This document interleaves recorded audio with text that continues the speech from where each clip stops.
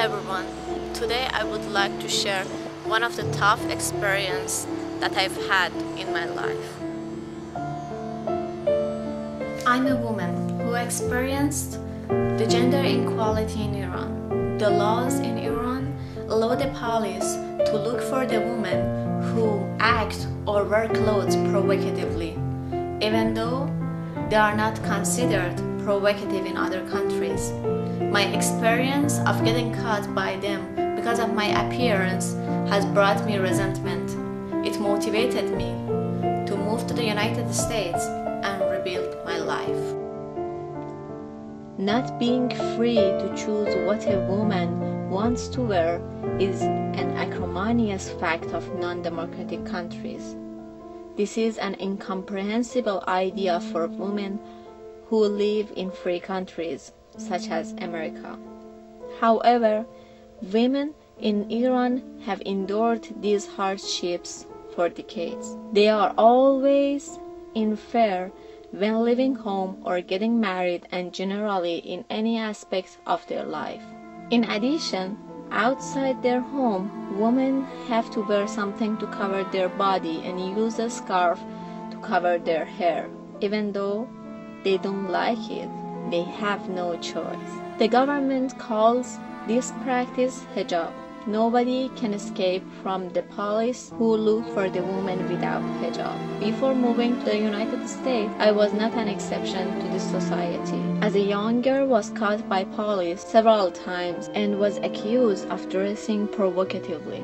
There is a police department which was founded after the Iranian Revolution approximately 35 years ago. Their task is based on the Quran verse, which states, commanding what is just and forbidding what is wrong. The police apply this verse to women. The lives of ordinary Iranian women have been changing since this department decided to patrol the streets to enforce this law. There are no statistics about how many women are arrested daily, but based on what I've seen, the number must be astounding. I can't remember the first time I was caught by the police, but I do remember once when I was 20 years old and endured the worst experience ever. The day of the incident, I grabbed my tennis racket and biked to a park near my house. I wore a short, red long-sleeved shirt, white sport pants, and a white cap in which I wrapped my hair. The weather was extremely hot, and I wished I was free to wear fewer clothes, just as any other democratic country. Unfortunately, this was not my reality. I had to be content with what I had on.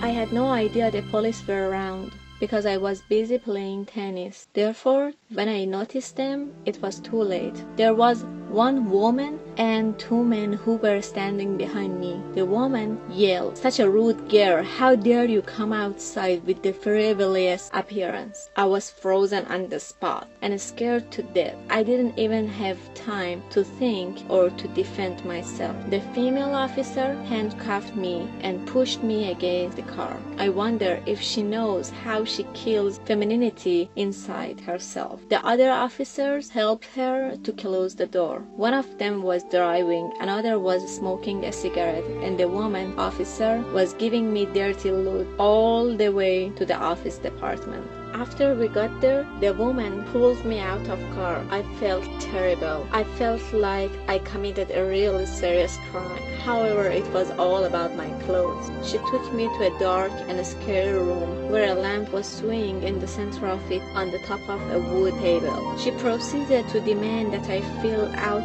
some outrageous forms, which stated I agree that I won't wear clothes in an irreligious way again. She called my father's number, which I wrote on the form, and started talking to him in a way to make him embarrassed for having me as a daughter. While she was speaking, hate was growing in my heart. I was thinking that I don't belong in this country. When I finally saw my father, I couldn't stop crying. He hugged me and said, "Ozzy, don't worry, I have your back." It was the best words that I could hear at that time. After signing many forms, they let us go. However, they kept our ID because based on what we signed, I had to pass an Islamic culture class to be able to get it back.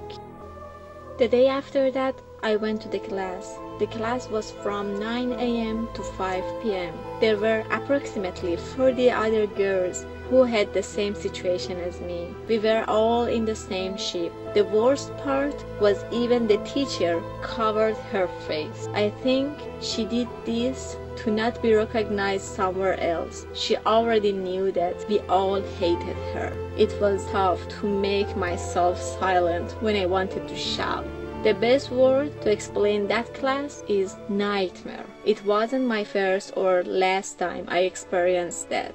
Feeling of aversion, disgust, and hate are the same feelings most Iranian women have about rules and government. These difficult experiences impact my life and motivated me to move to the United States to change my destiny and to be free. I hope women's voices will be heard. Perhaps they may make some changes. I wish the next time that I go back home, I see a free Iran where there is no inequality, cruelty, or hatred of women.